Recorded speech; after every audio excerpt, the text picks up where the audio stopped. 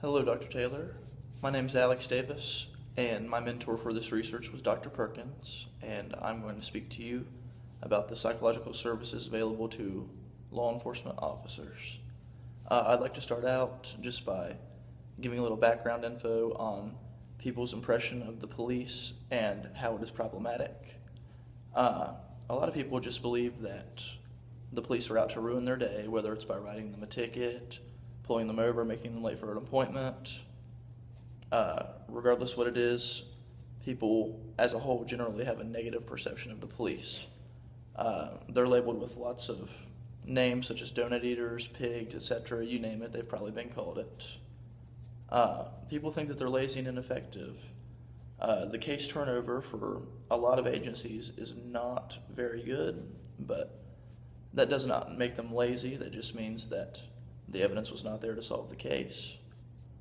People also see them as lacking emotion and robotic, which isn't at all true. They are very much human, just like all of us. The only way that they differ is in their profession. And now I'd like to talk to you about the real police, because in reality, outside of their profession, they are the same as you and I. They go through the same stressors. They pay the same ridiculous gas prices. They have to do laundry just like we do. And they also have hobbies such as golf, watching their favorite crime dramas, and they also have families that they're concerned about taking care of. Now, where they differ from you and I is their profession, and these differences are substantially important. First of all, they are entrusted with protecting our constitutional rights. They have to enforce both criminal and civil laws, and most importantly, they have to keep the public safe.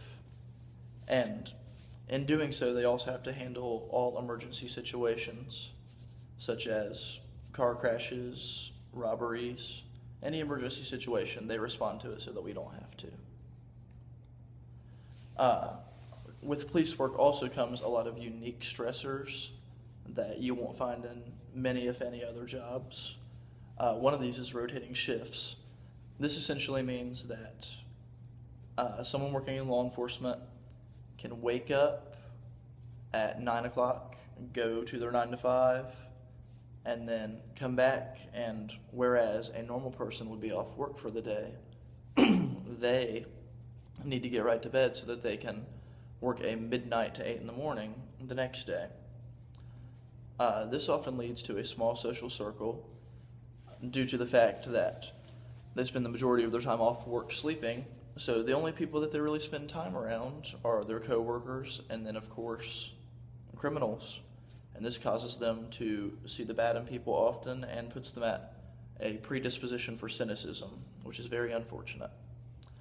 And lastly, traumatic events such as car crashes that I mentioned before, it falls upon their shoulders whenever a mother has lost her son in a car accident due to a prom night drunk driver. They are the ones that have to inform her of this news, and that takes a big heart and a lot of compassion. So in no way are these people robotic, and in no way do they lack emotion. In fact, they have much bigger hearts than what a lot of us do.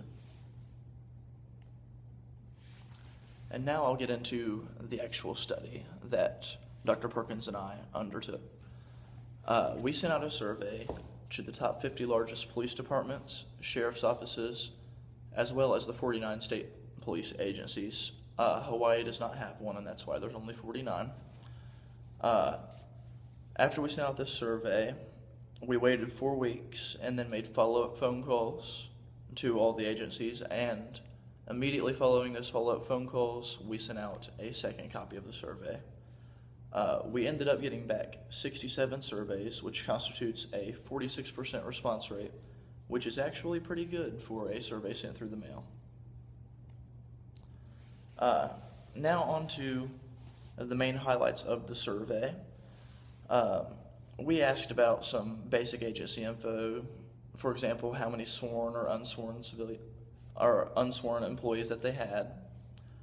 We asked what type of psychological services these agencies provided. We asked how the services were marketed, which it can be done through a variety of different venues. We then asked which services were most often utilized out of the ones that were offered. And also, we wanted to highlight some of the concerns with utilizing those services. And then, lastly, we asked them how they ensure that everything that happens in these sessions with a counselor and a police officer stay confidential. Now on to the results of our survey.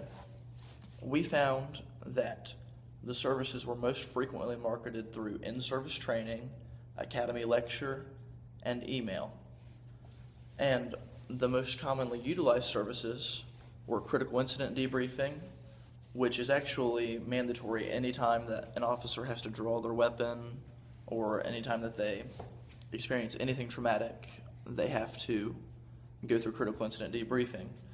And then critical incident debriefing was followed up by counseling for job-related stress, and then counseling for personal problems. As far as how officers are referred to get help, 42% in the responding agencies self-referred, and 21% were referred by their supervisor, and those were the number 1 and 2.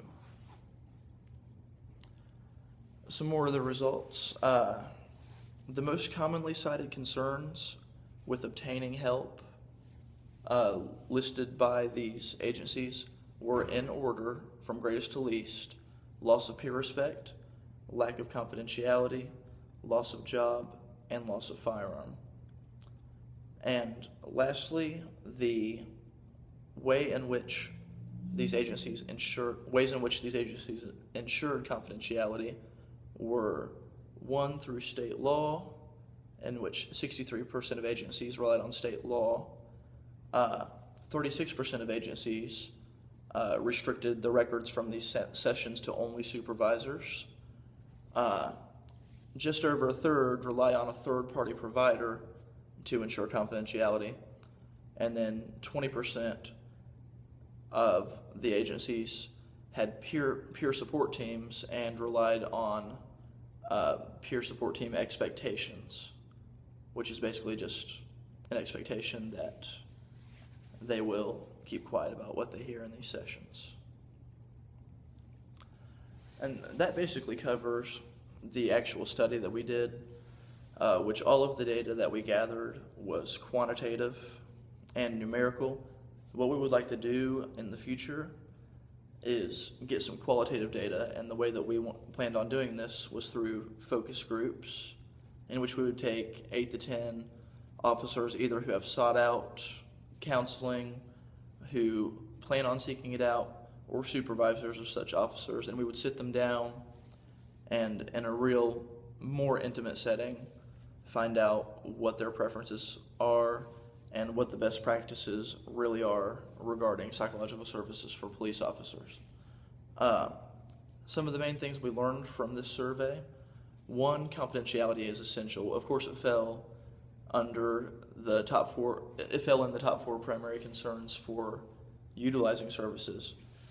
So, ensuring beyond a shadow of a doubt that these services are confidential will erase all the other problems, such as lack of peer support, and it would do a great number to ensure that these officers are utilizing the services that are available to them. Services also need to be more well marketed and available. Academy lecture is great for getting the idea of psychological services out on the table, but it doesn't do a lot in the way of ensuring that an officer in need knows about these services. These officers are coming in thinking that they're future big shots whenever they're in the academy, and they may not think that they're ever going to need this help until something traumatic does happen. And whenever that does happen, their academy lectures are often a thing long of the past. Services need to be more often marketed through emails, brochures, on-the-job training, just so that the word can get out there that these services are available when they are available. And I'd like to wrap it up by challenging you to whenever you see officers out on the streets, don't get that paranoid feeling that they're out to get you, because they're not. Wave to them. If you see them not in their cars, ask them how they're doing, and it'll probably make their day. And that is all that I have for you.